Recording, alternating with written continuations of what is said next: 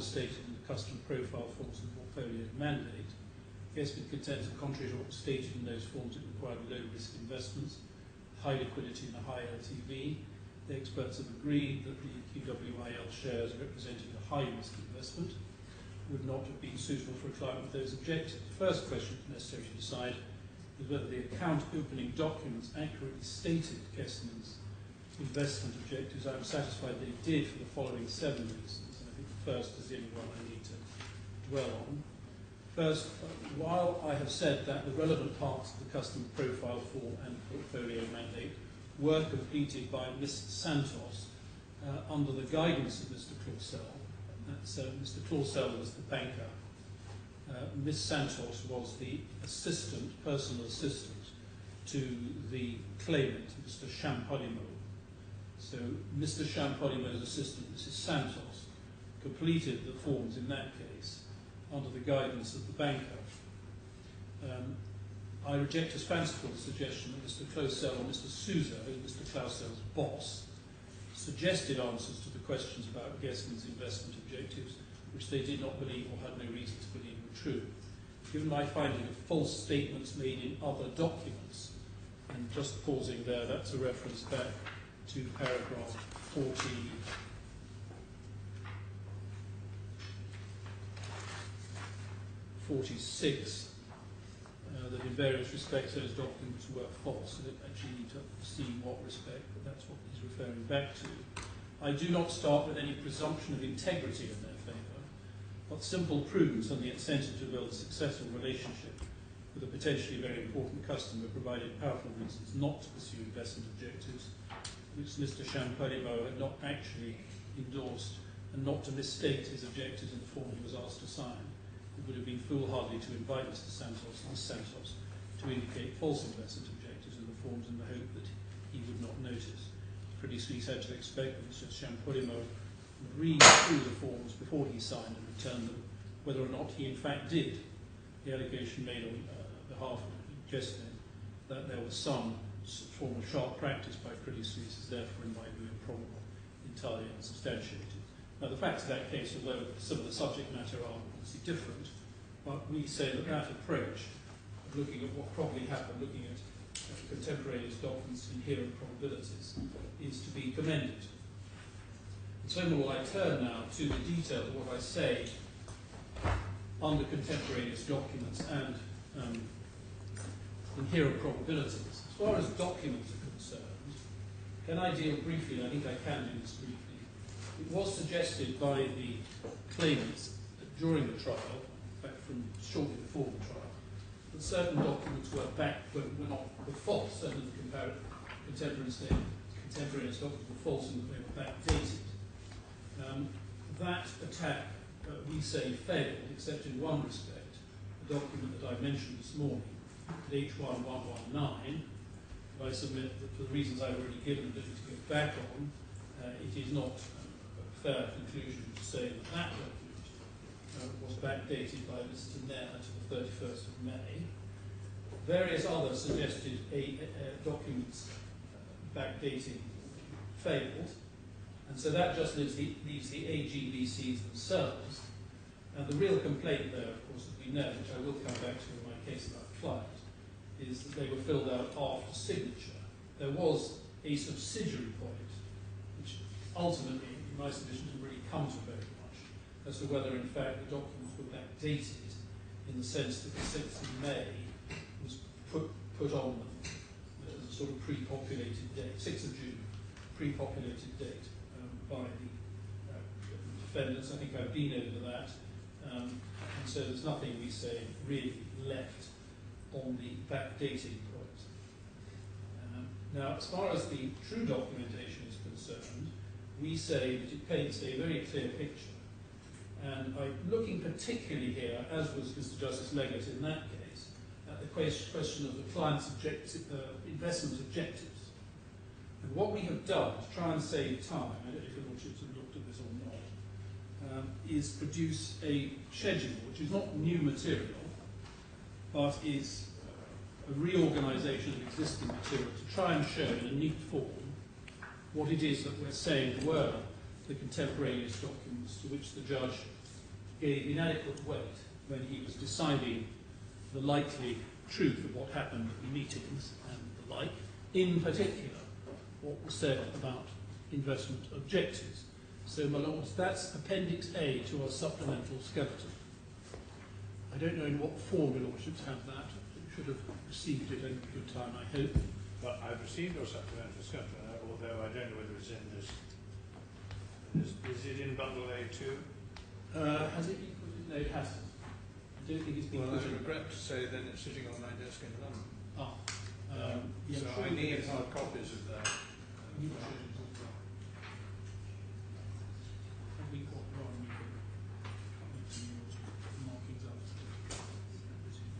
I'm just finding out if I've got a copy. Yes, it's okay. not marked up.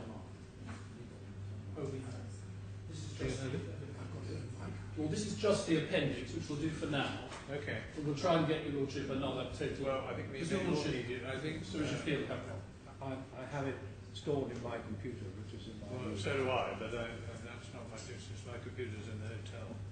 So your lordship doesn't have this either. Do we have one? This is But I could, if you give me a moment or two.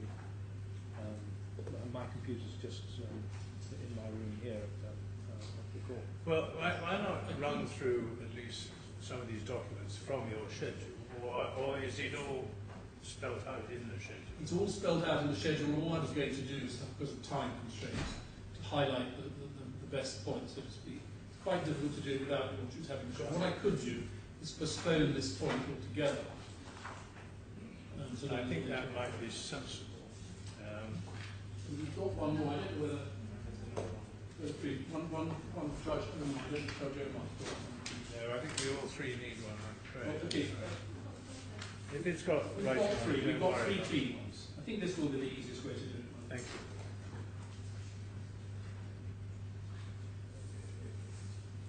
If somebody would staple and or punch them, I would be.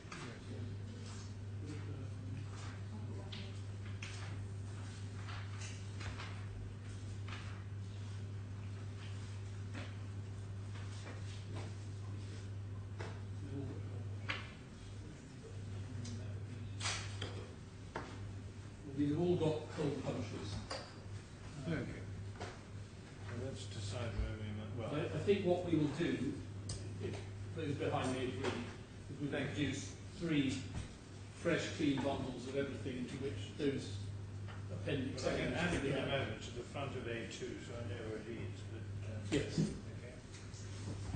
It should be headed Appendix A, summary of the contemporaneous documents referred to in our skeleton argument. Yes. Under paragraph, it's rather spread out and not terribly excessively in those paragraphs 48 and 51. So what we've done is pulled that together into a schedule which is hopefully more user-friendly. Certainly that's the intention anyway. Now, Lord, I'm not going to go through all of this. I'm going to go through the main points that I feel I need to. But you'll see that the first topic is Judgment 76, which is the alleged passing on of the investment objectives and the assurances allegedly given by Mr. Alia as to what the product would achieve. So it's a very central part of the case. And on that, we say that the judge's findings, which are based largely, not entirely, on simply comparing the claimant's evidence, oral evidence, with Mr. Alia's oral evidence, as I've already endeavoured to show you as a matter of generality, ignores a large amount of contemporaneous documentation, which I'm only going to refer to some. Now, I'm not going to refer to, although we rely on all of this, but I'm not going to take up hours and hours going through this orally. The first point I'm going to mention orally is the second bullet point, which you'll see the reference at the bottom is H1 110. So your lordships will need the H1 bundle now against this schedule. And what we said in the schedule is, if you compare what the judge has found happened at the 24th of April meeting with what was in documents at that time, it's highly unlikely to be as they have said. So this first document I'm about to show you, just showing me the schedule, email from the first defendant to Mr. Taha, enclosing investment proposal shows the products being considered for the claimants at that time had capital protection of 100%, being 70% on redemption plus 10% coupons for 3 years. And we say, this is a submission from us, just going over the page, i.e. 100% capital guarantee, but nothing guaranteed above that. We submit that it's inconceivable that the claimants had asked for, and Mr. Walia and Mr. Nair had described a product with different characteristics a few days earlier, which is obviously have to be satisfied that that's the case. But can I just show you the document, H1 110?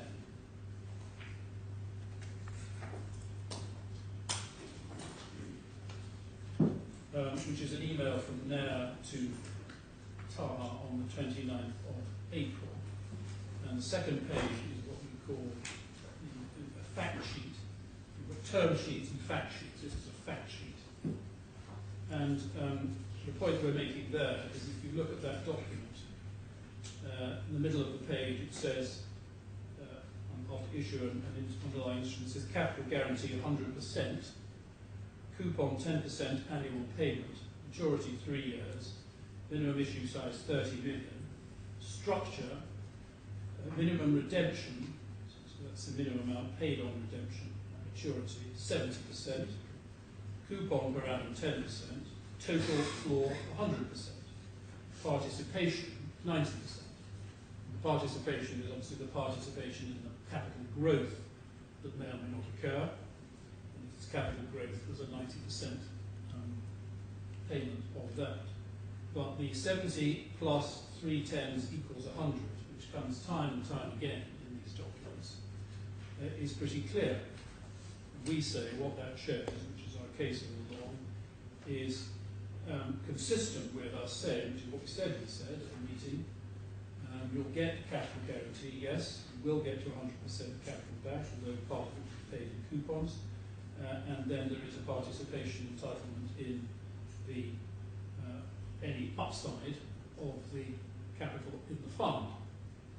So that's the first document. Can I just understand the last sentence, redemption and expiration?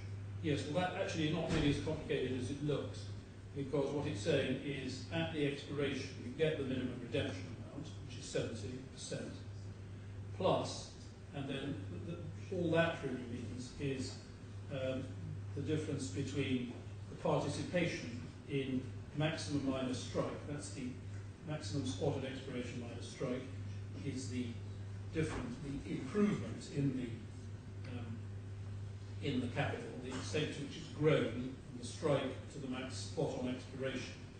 You have a participation rate in that, and that, by reference to the amount at issue, is the explains the participation. So you get your minimum redemption. That doesn't actually refer to coupons, but that's because that's not something that you get at expiration. So at expiration you get the minimum redemption, plus you get 90% of maximum minus strike, which is the increase in the growth in the fund during that period. But what is absolutely clear is there's no promise of any income over and above the 100% capital, which we say is guaranteed.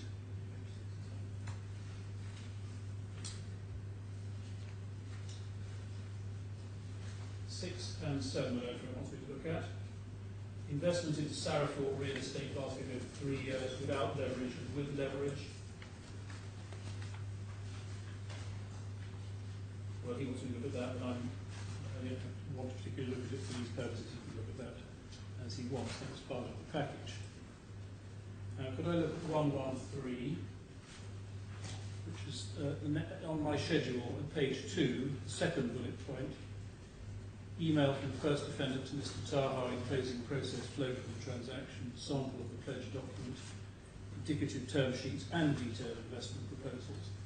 We say they all show the products being considered for the claimants at that time with capital protection 100%. This time it's not 70 plus 30, it's 85 plus 15. We get all sorts of varieties on that.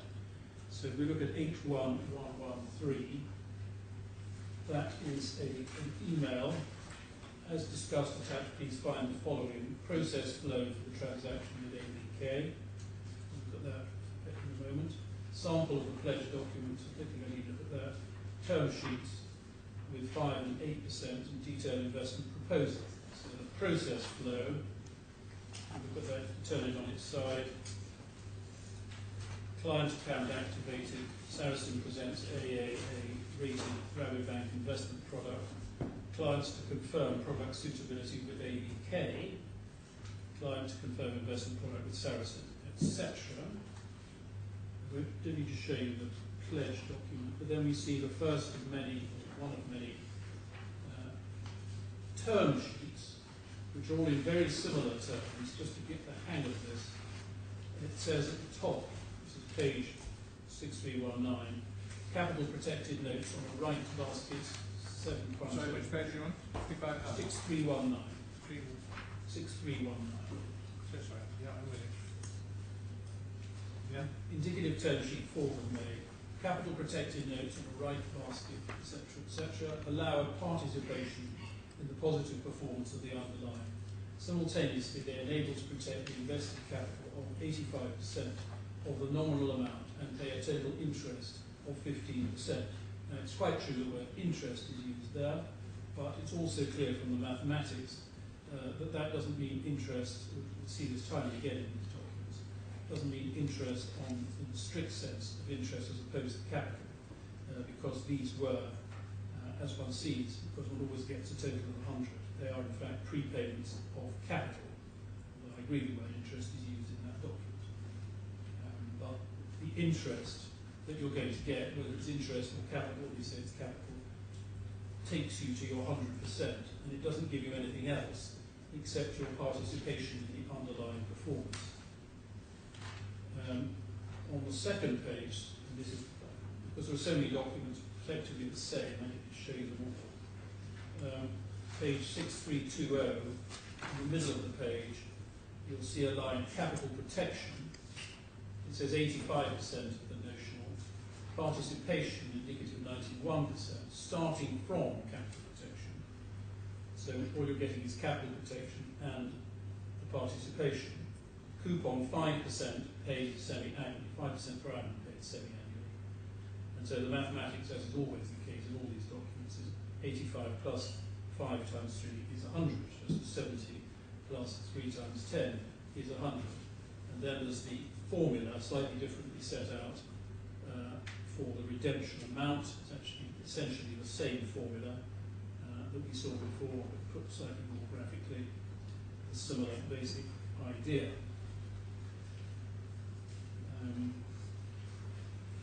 And we'll have to look again at some of this in more detail later. My point at the moment is just to say that since nearly all the documents they got said that they were going to get 100% capital guarantee, including the coupons, plus the participation, to suggest that in fact they were making different and inconsistent demands as to what their requirements were, and we were promising them something different, is improbable, and that the judge never really brought that into account. So one looks on just page 6325, just a little bit further on, we see another fact sheet, very similar to the last one, except instead of, I think it's exactly the same, except instead of 70, it's now 85. So one has the different balance between the redemption amount and the coupons. And a lot of these documents in this schedule are of a similar nature. I'm not sure I'm going to need to refer them for present purposes, except that I would like you to see, yes,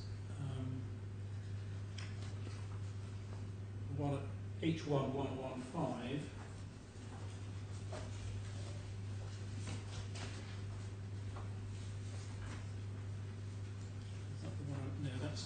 That's just an introduction. Yes, this is from Steve Chirian to Sharon. Now, I think you misplaced my card. I'm sending you the email so that you can forward me the draft of that's a guarantee directly. So that's just really an anticipation of the next point, which is at 1.18, because ABK were involved in this process. And at 1186361, it's the page number, Mr. Chirian on the 21st of May says to Rohit Wali and Sharon Ned, incidentally, please note the below, and then they talk about the US dollar 30 million loan will now be in the name of Rafid al-Khorafi.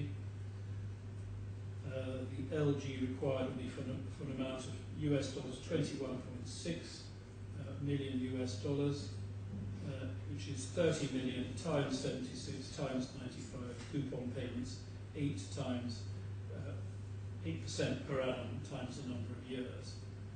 We only cite that to show, as our schedule says in paragraph 3, that ABK obviously understood how the products worked and what was coming out of these products, and that's how they worked out the amount they needed for their guarantee.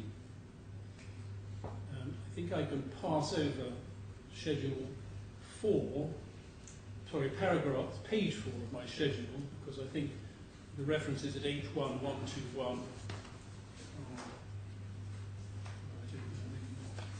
Now, I ought to show you that, I think, because this was attached.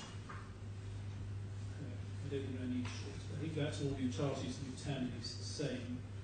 So I don't need to take up time. We rely on it, but I think I can probably go on to. Julia thinks I should. I can go on to the doctors referred to on page 5 of the schedule, H1128 and 129.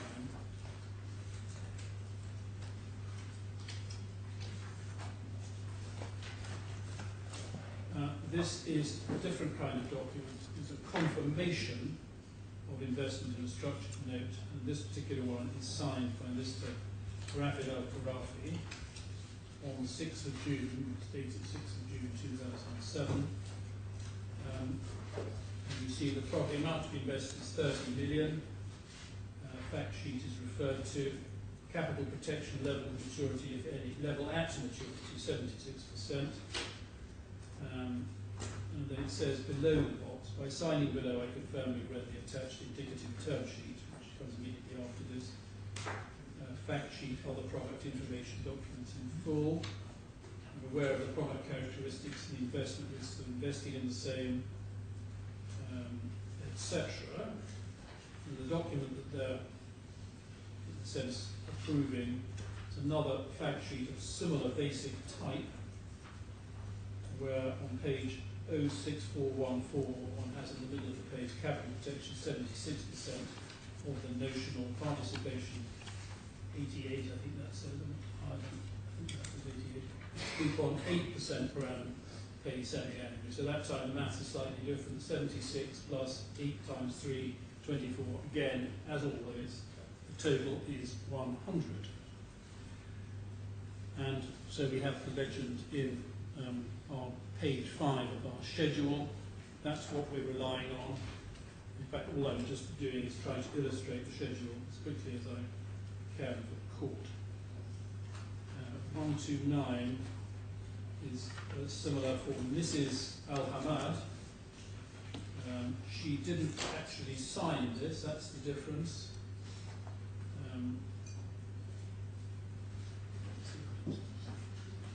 No, she didn't sign that, but she did sign the term sheet on the next page. So I don't think her lack of signature is significant. I don't think the judge thought it was either. So she signs page 6418, which is the document she's confirming, although she hasn't signed it on 6417, is her, she has read, so I doubt that there anything really turns on that. And there it's 6419, and has exactly the same basic approach, 70% plus 10% times 3 plus participation. And one could go on with this, and all the most of the rest of the schedule are similar references, but there are 1 or 2 others. 132, on page 6 of the schedule. We now start a few communications involving Mr. Taha, and Mr. Nair sends to Mr. Taha on the 13th of June a document saying, as discussed, we could go ahead and structure these investments in 2 methodologies. 1, tenor 3 years, underlying investments is the the right basket. Coupon, 8% per annum or 10% per annum, guaranteed, payout every 6 months. So that's a guaranteed coupon. On maturity, 76% or 70, plus capital growth, indicative participation 90%. And that is the one which clearly you have been seeing illustrated in the documents I've been showing you so far. The coupon is guaranteed, and the coupons, if you add them to the maturity amount, adds up always to 100%, and the only other thing you get, apart from that, is capital growth at the participation rate. Now, there was an alternative put forward, however, in this document, which wasn't taken up. They could have gone this way: 3 years, same underlying investments, coupon, not a guaranteed coupon, but 8% per annum or 10% subject to capital growth. On that basis, the coupon represents capital growth rather than part of the capital guarantee. And so on that basis, of course, you get the full amount of your capital back at maturity. So you get 100% at maturity. The coupon is of completely different nature. It is of what I might describe as not necessarily income at all, capital growth rather than income, but it's certainly something dependent on the performance of the underlying investments. And so the contrast is quite clear, and it's quite clear that what goes forward is the first of these. This is already the 13th of June at this stage. So we see that actually going, we see in due course Mr. Taha's own answer to this, which is very revealing. So can I ask you all to put aside bundle H1 and go to H2?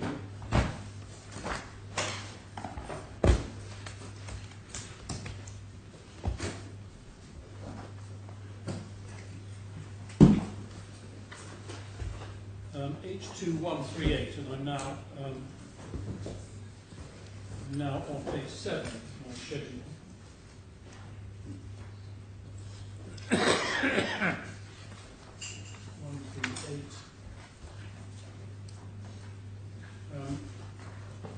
This communication between Mr. Nair and Mr. Taha. Mr. Nair says, call you tomorrow since today is a holiday, so 6449, as usual with emails, you have to read them backwards.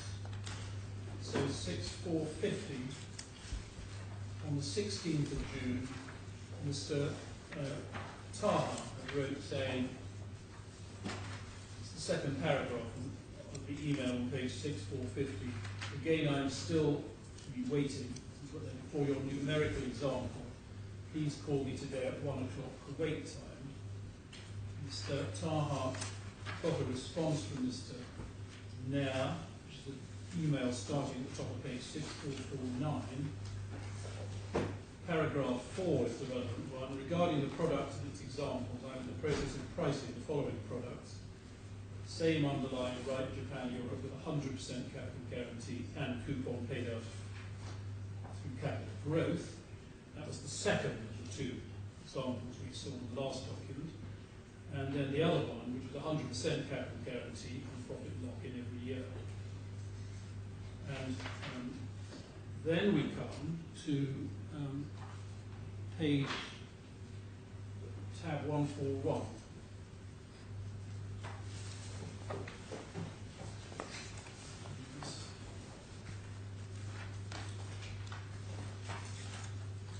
This is from Mrs. Hamad.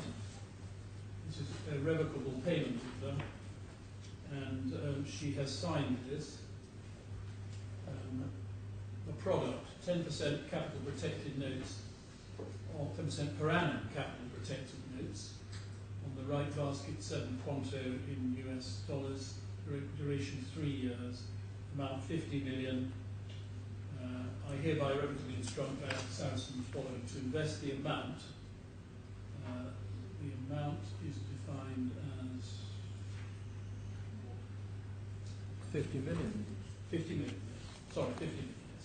To invest the amount into the product, this as a result will have a capital protection of not less than 35 million. That's the amount at maturity. The product shall be booked into my account at Bank Sarasin and should be free of any lien or mortgage. And secondly, to transfer the redemption amount of the product to the account. Thirdly, to transfer the coupon payments of the product to the account. And as I say, it's relevant, we say at the beginning of that, the product is 10% per annum capital protected notes. We say that it's clear that anyone signing that must have realised what they were getting. That's 141.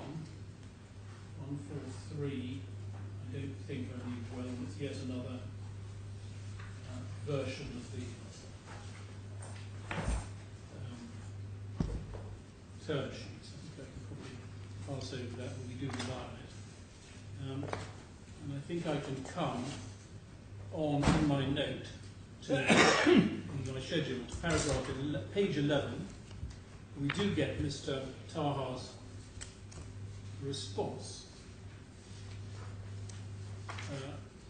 on the 11th of July 2007. He does come up, he's obviously done some work himself on all this, and it's H2147. We say it's an important document which the judge has effectively overlooked. Sent on the 11th of July 2007 to Sharon now by Taha. Very happy to see you tomorrow. We're developing a case study for the two alternatives of the methods of paying the annual coupon. I've developed the attached numerical sheet, so you are kindly requested to check, revise the sheet and the equations used before our meeting tomorrow. If something is needed to be amended, just let me know, email as soon as possible. Then we see on the next page, you need to turn sideways on, his own workings. And he's realised, because you'll see there's a thick black line towards the top saying case 1, coupon paid from principal, case 2, coupon paid from growth.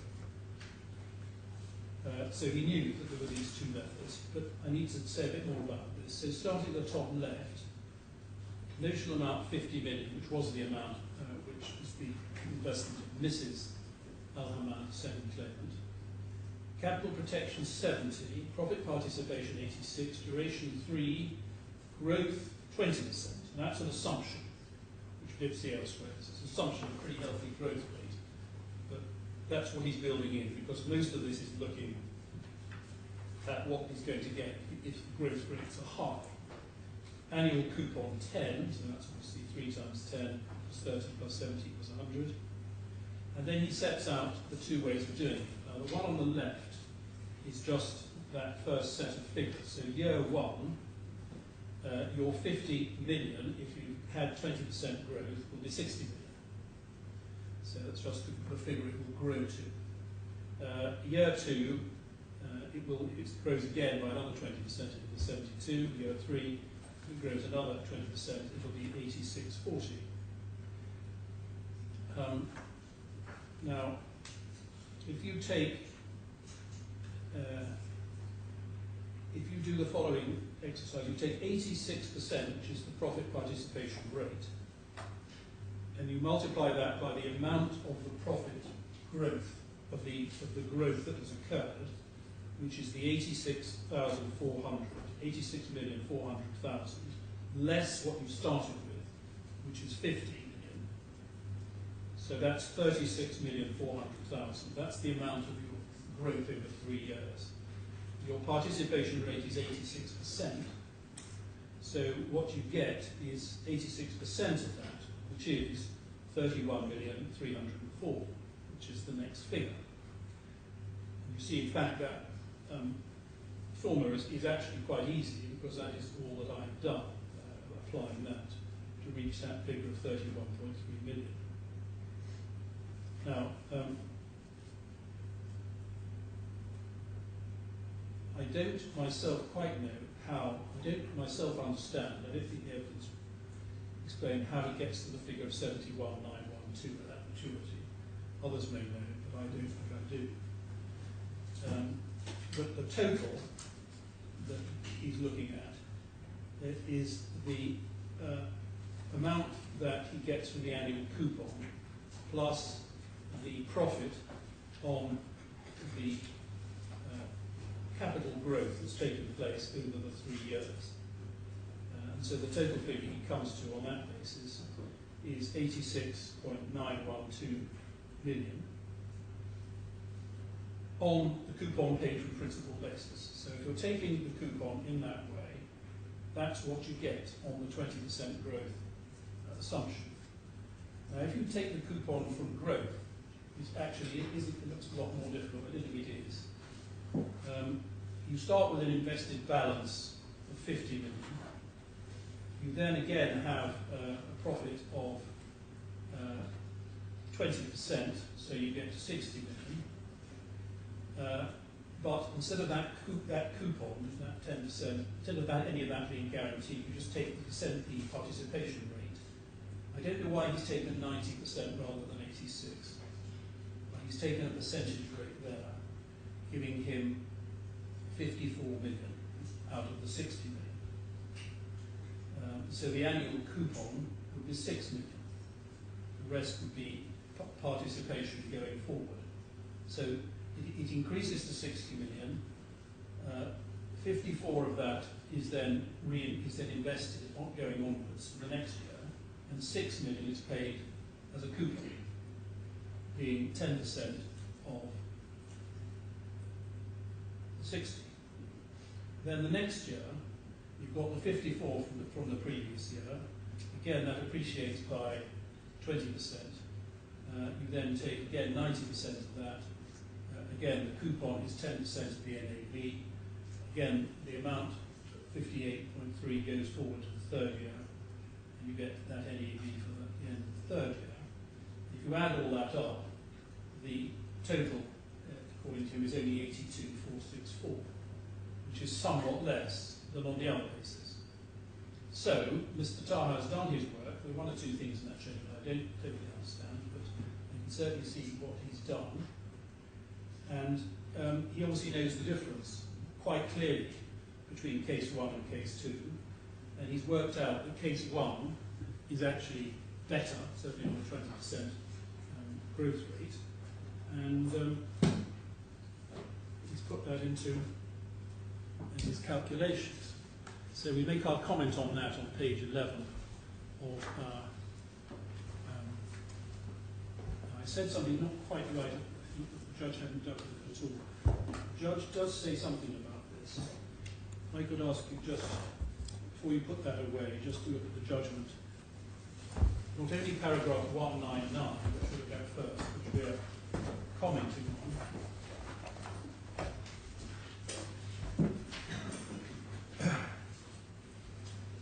Now, paragraph 199 relates to what happened at the meeting of the 22nd of June 2007.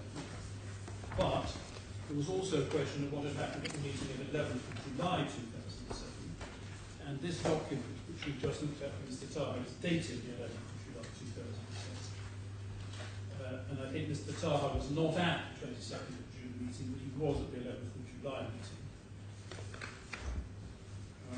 And then, in relation to that meeting, the judge says, at 206 of the judgment, he says, I accept the evidence of Khorafi and Taha, both as to where the meeting was held, what was said at the meeting, and where Wali's evidence is inconsistent, I don't accept it.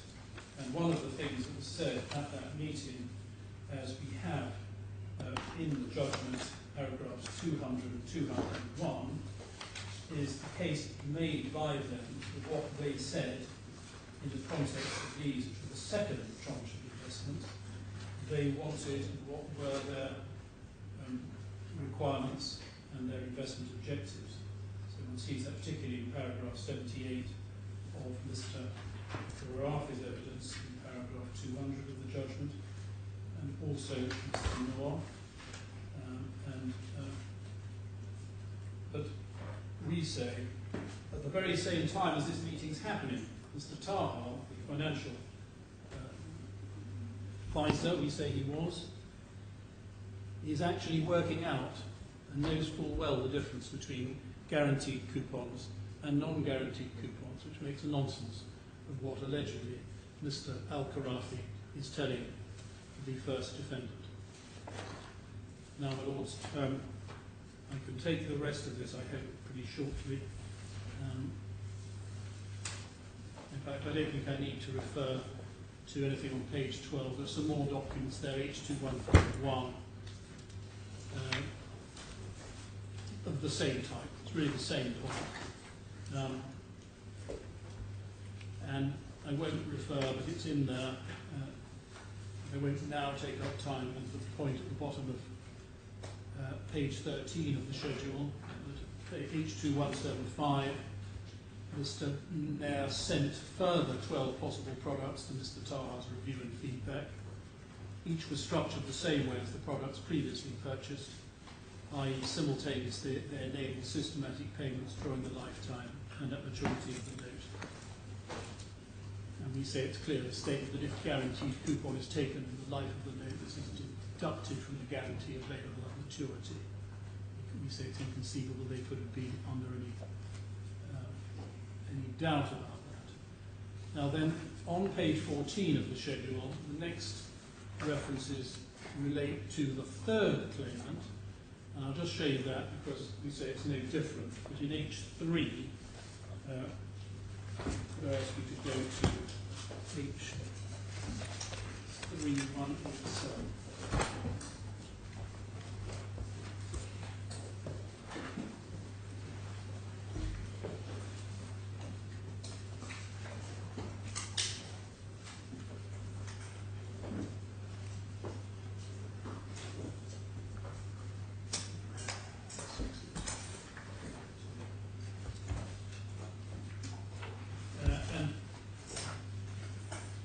Just to show that there are no major differences. 187 and 188 are again term sheets, similar terms, not quite the same. There were no particular meetings at this time when fresh investment objectives were passed on from the claimants to the defendants, unlike in July 2007.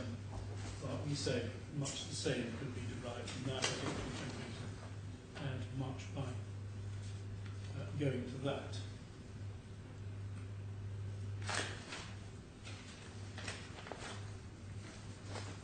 Well, there are other points in the schedule which I'm not going to take up time with now, but I do incorporate them into my submissions. I hope your lordships will forgive me for not going through absolutely everything for me, but the idea of the schedule was largely to have all those references in one place.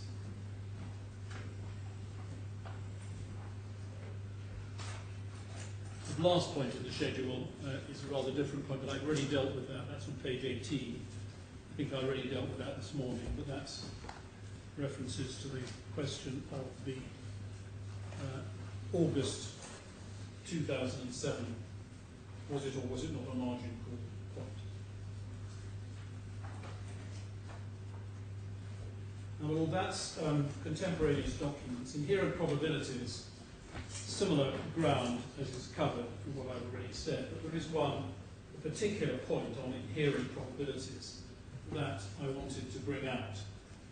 Your lordships can put away, I think, 8 bundles and put away my schedule for the moment and go back to the skeleton.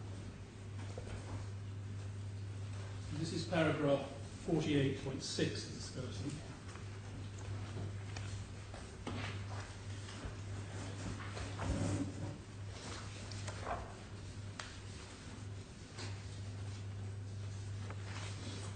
Which is a peculiar factor in this case, which is, we say, of some importance in assessing the evidence that was given on the claimant's side. The claimants gave evidence in trial in Arabic. That's, I say, all their witnesses, except, I should say, for completeness, Mr. Mohamed gave his evidence in English, but the others gave their evidence in Arabic. Nothing wrong with that, but a lot of their evidence, particularly Mr. Khorafi, Mr. Taha, and Mr. Shati, the more junior employee, were giving evidence as to what had been said in English at meetings in 2007. And so these meetings had taken place. They'd been conducted in English. Indeed, occasionally, from time to time, memos were written in English. Mr. Walia didn't speak Arabic at all, and English was the language. Nevertheless, the claimants didn't feel that their grasp of English was good enough to be able to give evidence in English before the court. And this became really quite extreme in the case that every single document, even if written by them in English, had to be translated back to them into Arabic for them to answer and even to know what it said before a question could be asked about a document. This is particularly true in Mr. Taha, I should say. Even though they had written the documents themselves in the English language in the first place. And more importantly than that, there were considerable subtleties of the English language as to precisely what was said at the two crucial meetings in April and June, and even so in July 2007. Take this example. Mr. Walia accepted that he said, firstly, that there was a 100% capital guarantee, never any doubt about that. He also said that the coupons, on our case, could be used for payment of the ABK interest. The claimant's case was not that they could be used for, but they were guaranteed to be sufficient to cover any interest payments to ABK, even though, of course, as the judge himself said, ABK's interest rates might be quite different from any fixed interest rate that might be represented by the coupon, or be thought to be. Therefore, we say we never made such a promise. Now, you have to have a pretty good grasp of English, I would suggest, to know whether or not somebody is saying to you, this coupon can be used to pay your ABK interest, and this coupon will be sufficient to pay your ABK interest, come what may, and whatever interest rates may change. And what the learned judge should have done, he completely ignored all our points about the use of the English language in his judgment. He should have thought that there was a reason to be particularly cautious about accepting the evidence of these claimants' witnesses about what had happened in meetings conducted in English, where their English was, they now said to the court, too poor for them to be able to understand more complicated matters. Now, can I just, so that's the point you make at 48.6. There is a schedule to our skeleton document, or two annexes, which I hope the Lordships will find at the back of our skeleton argument. It should be immediately after, I'll skip the pages.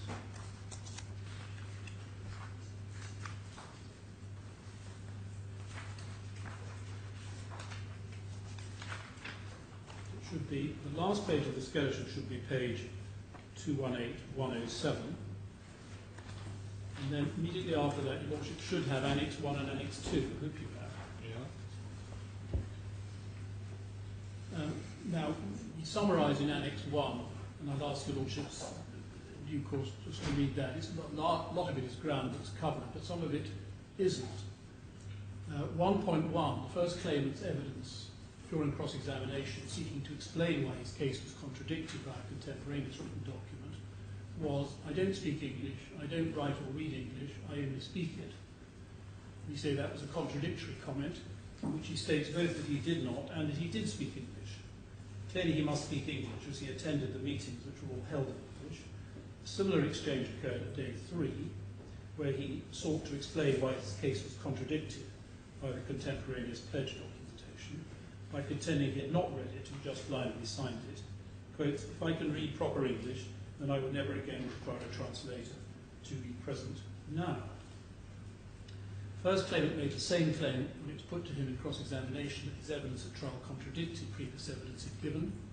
He denied the truth of his evidence in his August 2010 witness statement, his principal banking relationship with ABK, and his excuse for contradicting his previous written evidence was claimed to be because the statement was in English, and he does not read proper English.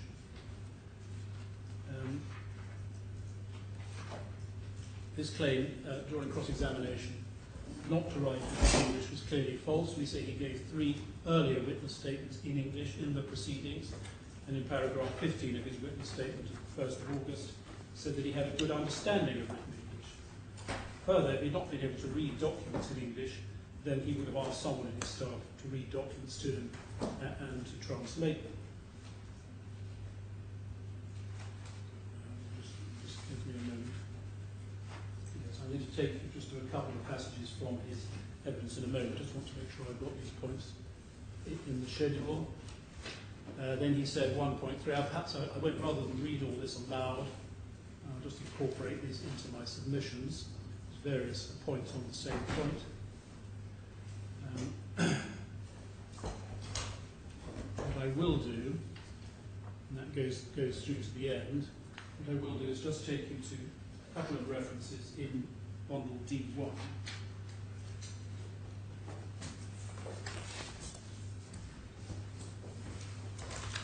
D1 tab 52.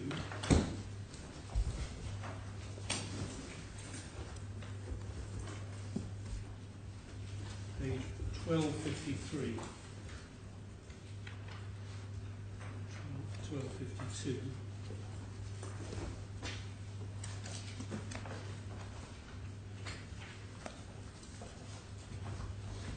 At the bottom of 1252, internal page 133, I'm questioning him, line 22. Can I ask you to have a look at the witness statement you gave in these proceedings? This is a witness statement you gave in English in these proceedings. You just look at paragraph 5. If you need it to be interpreted to you, do ask the interpreter to do it. Have you read it or had it interpreted to you? 1 minute. Yes. And then this is Mr. Black's question, not mine. I apologise. Mr. Black, the second defendant. And so he then says, line 22 on page 134. The question I wanted to ask you is this: as I understand your evidence, you had not done any business with ABK before 2007, April. Since I'm a resident of Kuwait, maybe before 1999, maybe I had a small level or other dealings or other transactions with the Army Bank. I cannot remember. But I'm sure after 2000 onwards I did not have a relationship with the Al Ahli Bank of Kuwait. Why did you say your family's principal banking relationship was with ABK, which is what it said in his witness statement? This one in English, I don't know. If there is something mistakenly written here, I'm not aware of it because I don't speak English. This is the reference that is in the schedule. I speak English, but I don't read proper English. But you gave this witness statement in English. Have a look at page 268. I've given my statement and I read it in Arabic. Maybe it was translated into English, but I've given it in Arabic only. And then Mr. Black quotes from the statement, I have a good understanding of written and spoken English, although I do not regard myself as fluent. And then, if I might go over to page 137,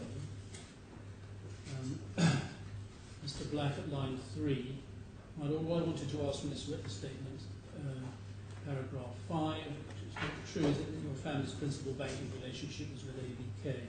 Is that what you're saying? I find it illogical to have a person who speaks in Arabic and have given my affidavit in Arabic, and it has been translated.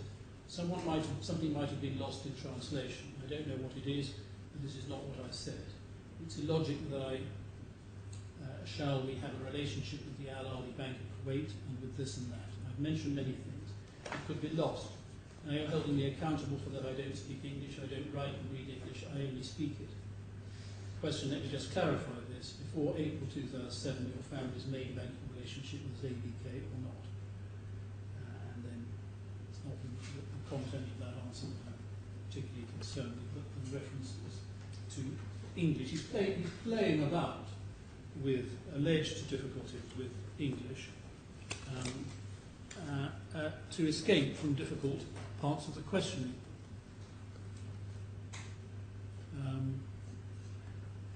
Yes, I don't think I'll take the Lordship's to it, but no. Sorry, what's that? Yes, Yes, if your lordships want, the statement he's being cross-examined on there is actually to be found, if one needs to look at it, at E1, tab 61, page 3150. Now, perhaps two other references.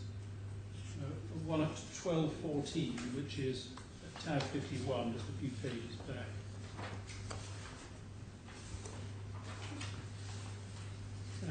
Bottom, it's Can you repeat your reference? sorry, 01213, towards the end of tab 51.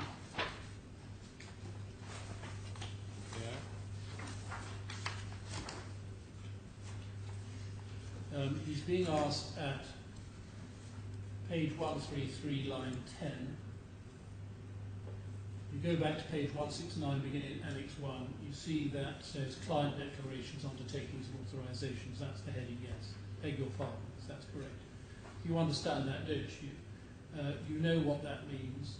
I did not read this. Now, I didn't ask you whether you read it. I say you understood it and you know what it means. If I did not read it, how am I supposed to understand it? You may not have read it, but now reading it, your English is perfectly good enough to understand this document, is it not? No, my English is not of standard that enables me to understand this level of language. All your discussions with Mr. Nair and Mr. Wali were conducted in English, weren't they? Yes? Indeed, Mr. Wali doesn't even speak Arabic. Do you know that? I did not ask him. You made it clear to them that your English was perfectly good enough to deal with all of these matters, did you not? Explain, shall I explain? I've asked the question. You answer it in your own way. I explained to Mr. Sharad that I'm not good in the complicated investment language, and I want from them so they represent me and conduct this business on my behalf, because they are the ones who have the experience. I might sit down with you in a coffee shop and, you know, normally talk with you in English, but for me this is a complicated issue, and there is details that I'm not good at. Of course, you'll also appreciate this text that we're reading here is the interpreter's English from Mr. Khorafi's Arabic. So any infelicities in this English don't give you any clue at all in my submission about Mr. Khorafi's abilities in English. Mr. Khorafi, you were about to invest millions of dollars with these people, weren't you? Yes. At no stage did you ask them to translate anything into Arabic. Well, I asked for something much more important than this for me personally. This person promised me and was clear with me, I trusted him, that I not give him 10 million but 112 million. My question was, and I would like an answer, at no stage did you ask for anything to be translated into Arabic. Did you know?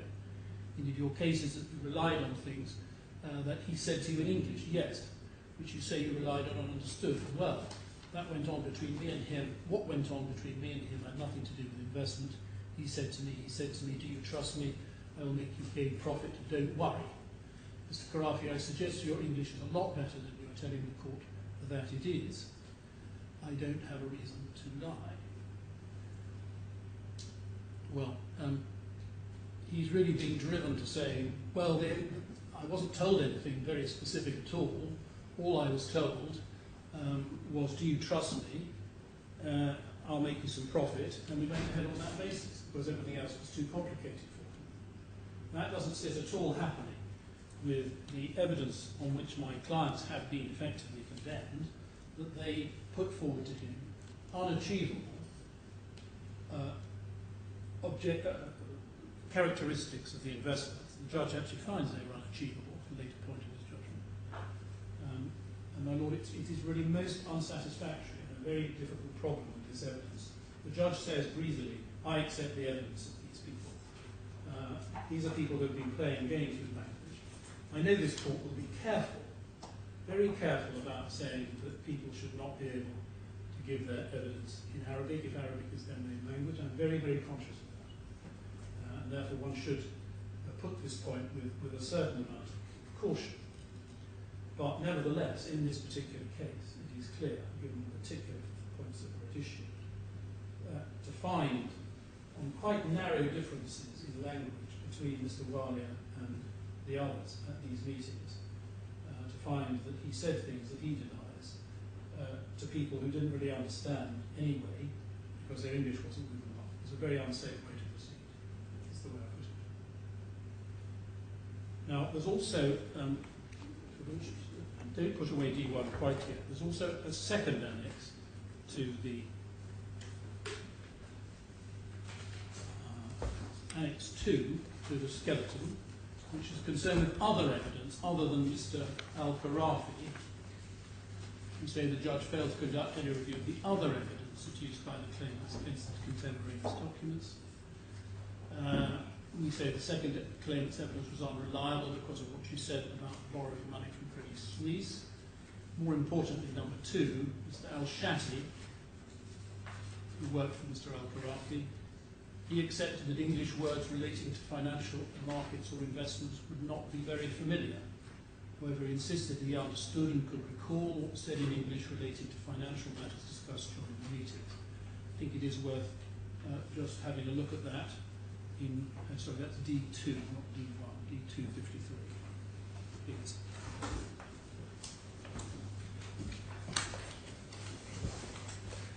53, 1547.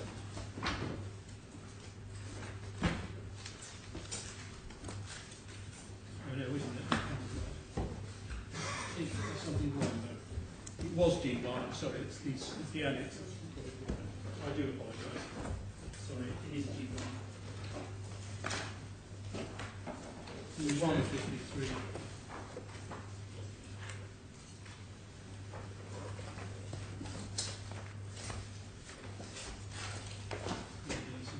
it 1274, in fact?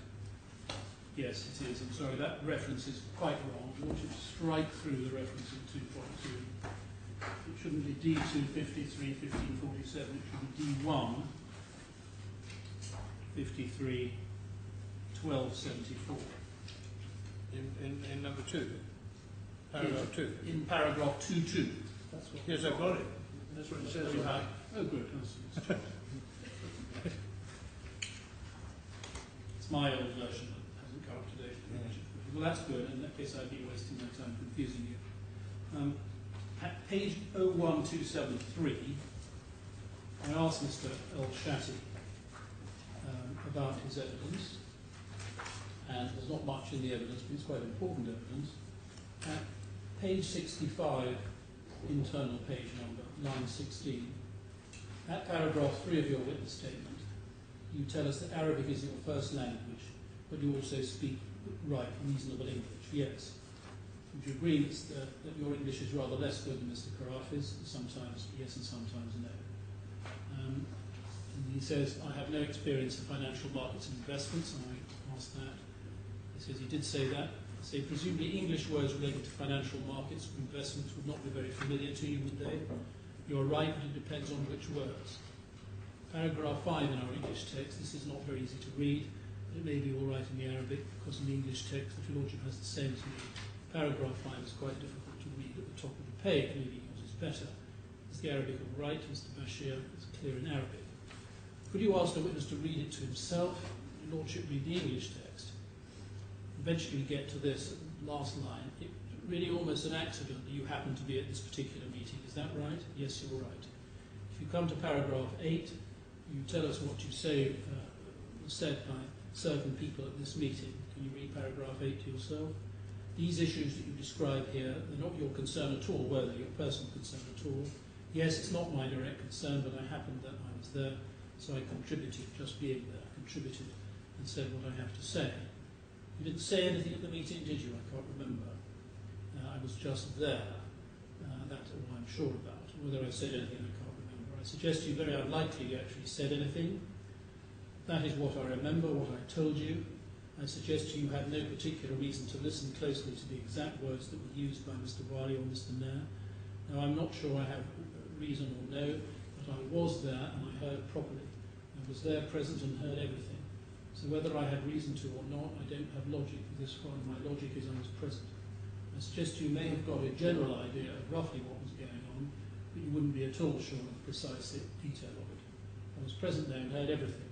If you describe my knowledge of what was said during the meeting as general, you will say that I'm sure what was said and what wasn't said. I was there. Let's look at paragraph 10. Can you read paragraph 10 to yourself? Read that. What's a coupon? You refer in his statement to a coupon. You get the reference to this in the coupons. What do you understand a coupon to be? All I understand is a coupon used for payment of the interest. Can you be sure that Mr. Wali, excuse me, I just want to And then there's, I think, an unimportant disposition about the precise meaning of the word in Arabic. I don't think that's terribly important. We get to page 69, line 8. So that the interpreter has said at 6, my initial translation is correct, it's interest. These concepts are not concepts you encounter in your daily life, are they? If you are speaking about coupons, the word coupon is not that, you know, widely spread term, but when you refer to interest, it's commonly used every day. In fact, all I'm really taking issue about is the first part of paragraph 10, is the word always. My question is, can you make sure that the word always was used by these gentlemen? Yes, because the payment of the interest is always paid. It cannot be once. This is my explanation. And in order to make sense of that, can we just look briefly at Mr. El-Shati's witness statement in bundle E2, tab 70.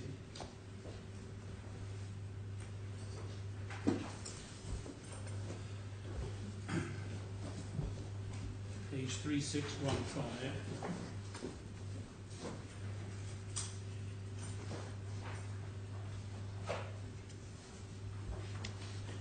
This is the statement I'm asking him about in that passage. 3615, second page of the witness statement, paragraph 10, where he said, Mr. Wire and Mr. Nair told Mr. Khorafi that the coupon would always meet the interest payment to ABK, that the capital at the end of the investment would repay the ABK loan, that there was no risk of not making substantial capital return at the end, no risk of losing any money. My point to him was, my main problem with that statement was, could he be sure that the word always was used?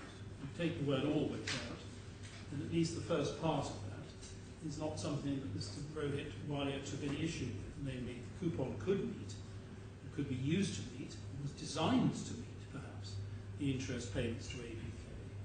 But no one could say it will always do so, we say, and they say, oh no, the word always was in there. I'm not saying that's the only issue, but how on earth could Mr. Shatty, who's only there at the meeting by chance, be sure, with his imperfect knowledge of English, and certainly anything to do with investment matters, that Mr. Walia was in fact wrong, and Mr. Khorafi is right.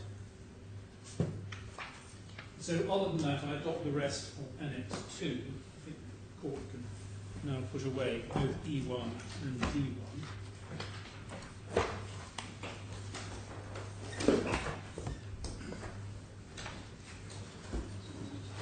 On the general approach to factual evidence, I have nearly finished. I've only got one point to add, which we do make in the skeleton. To add to the unsatisfactory nature of the findings of fact that I've already referred to, the last feature is the delay in giving judgment. And my Lord, the delay was substantial. In the English court, it would be regarded as wholly unacceptable. I'm sure that this court would not think that the Dubai International Financial Centre should have lower standards. And therefore we submit that it is unacceptable, the delay in this case, in giving this judgment. Now, of course, merely to be unacceptable is one thing. Your Lordships are going to be more interested, not so much in that, but in whether it actually makes any difference to the case, or is that just some unfortunate event? And because the findings of fact in this case are important, as I've already tried to show you, it isn't just unacceptability, it is also that the security, put it that way, or integrity of the findings of fact by the judge are thrown into doubt by the fact that he was, one presumes, sitting down to make his final decisions on what facts he was finding, many months after the trial was finished. Not only were the 6 years between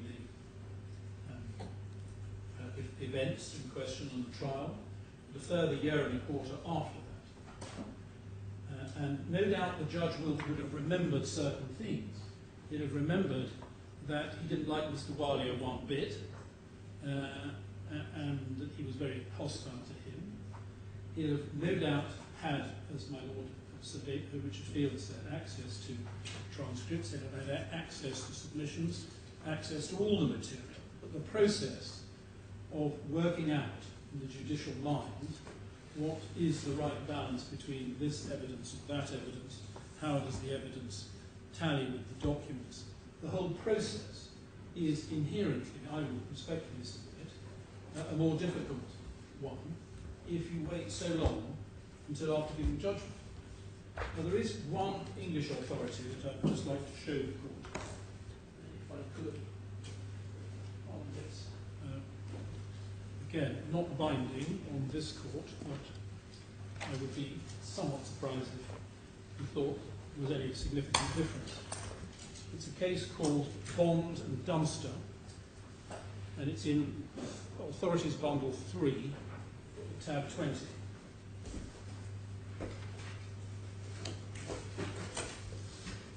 Decision of the Court of Appeal.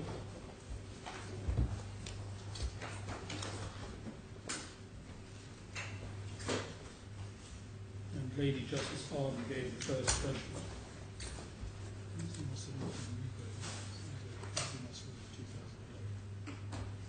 I'm just trying to remember, which shows my inadequacy. Who was the Master of the Rolls in 2011?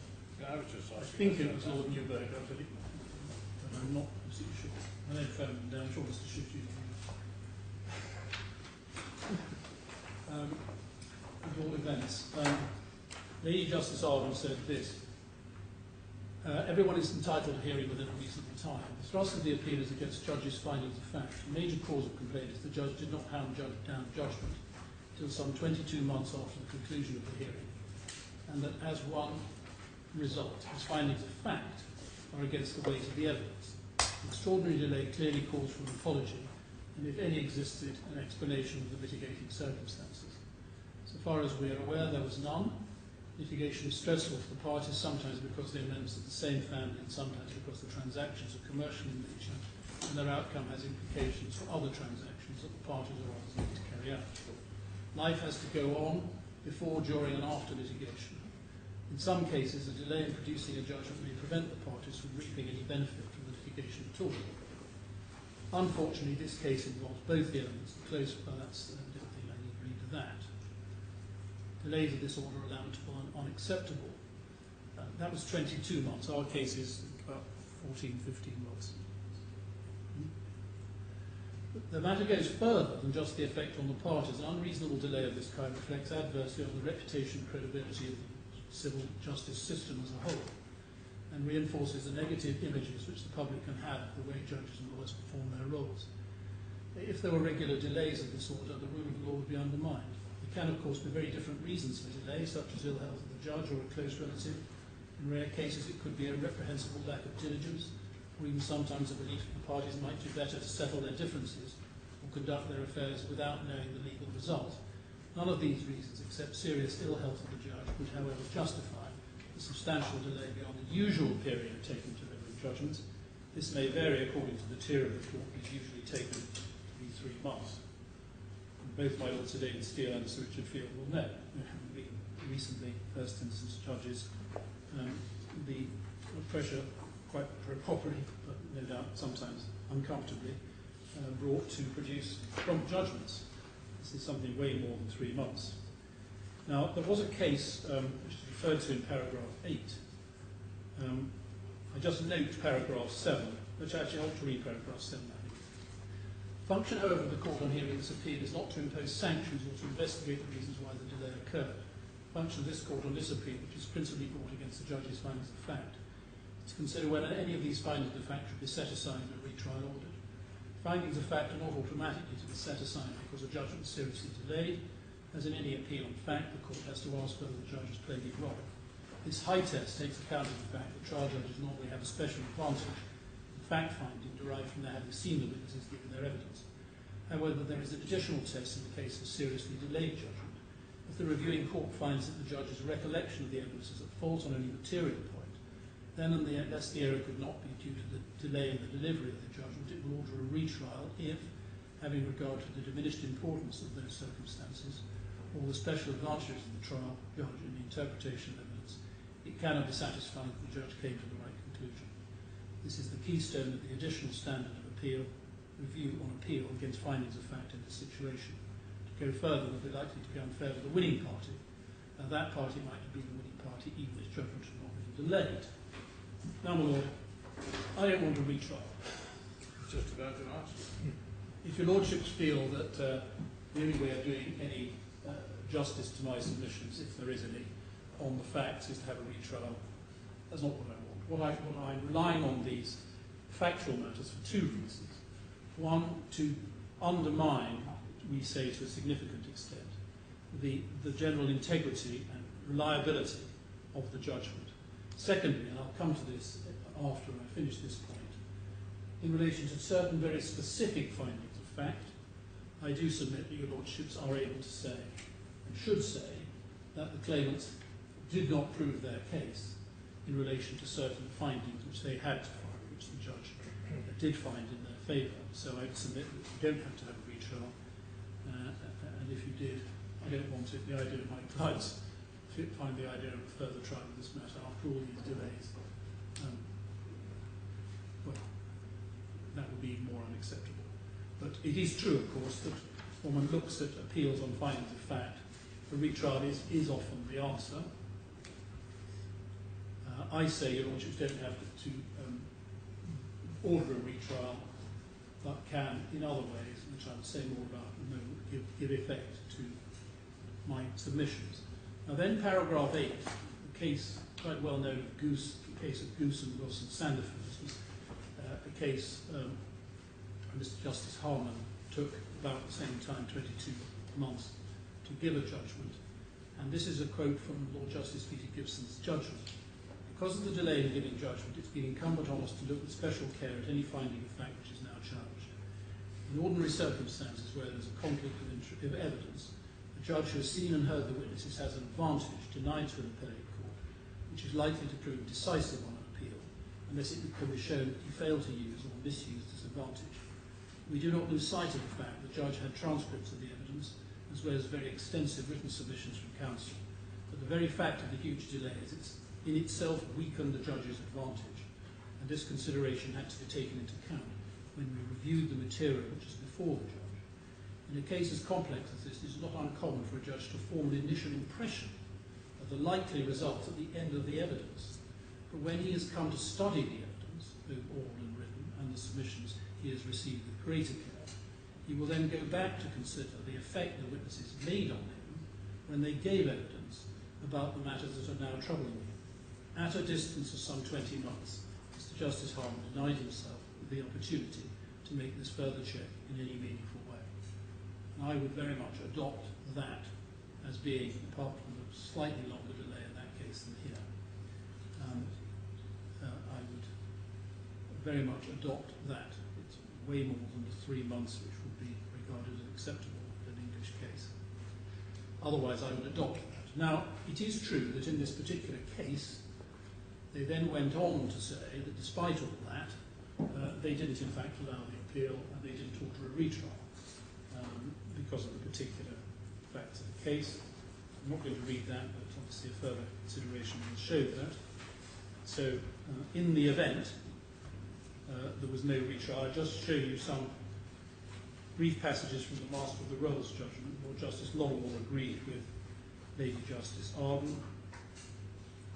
Paragraph 92 is the actual decision not to have a retrial. Justice Longmore, similar effect. Master of the Rolls, a little bit more, at paragraph 116 to 118. The final and most regrettable problem in this case was the 22-month delay between the end of the hearing and the delivery of the judgment. In paragraphs 1 to 13 above, Lady Justice Arden has expanded on the point that a serious delay in giving judgment, particularly where it's not explained or even apologised for, is a species of denial of justice. We certainly haven't had any apology. That has always been true, but since the introduction of the civil procedure rules, with their emphasis on cooperation between the parties and the need to avoid delay, the duty of a judge to produce a judgment promptly has become greater than ever. An unjustifiable delay in giving judgment has a number of undesirable consequences. It leaves the parties in a state of uncertainty for a longer time than can be justified. Whatever the issues at stake, such a delay is plainly wrong in principle and practice, such a delay must inevitably undermine confidence in the reliability of the delayed judgment, which is bad in itself and serves to undermine confidence in the judiciary generally. And that encapsulates my real point about this, that what the learned judge has done by his delay is to undermine confidence